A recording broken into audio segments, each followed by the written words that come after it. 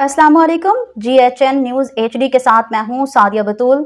शामिल करते हैं अब तक की अहम खबरें। झावरिया सरगोदा सूबाई वजीर लाइव स्टॉक मोहम्मद आशिक अली कुरबानी ने यूनिवर्सिटी ऑफ सरगोदा का दौरा किया। उनके हमरा पार्लिमानी secretary livestock Sardar Asim Sher Maken, सूबाई पार्लिमानी सेक्रेटरी ज़राअत उसामा लगारी और सेक्रेटरी ज़राअत Punjab Iftikhar Ali Sahu, commissioner Sargodha division Jahanzeb Awan, additional secretary ज़राअत task force Shabbir Ahmed Khan, director general ज़राअत अब्दुल हमीद और नवीद अस्मत कालूम के अलावा deputy commissioner Sargodha captain retired Mohammad Wasim भी मौजूद थे।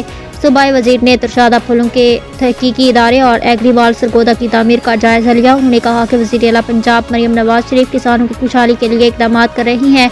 पंजाब को ग्रीन और सरसब्ज इलाका बनाने तक कोशा रहेंगे।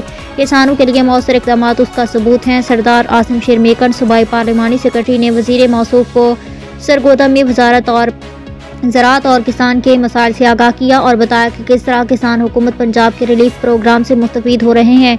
रिपोर्ट ज़फ़र अब्बास, तहसील रिपोर्टर शाहपुर सरगोदा।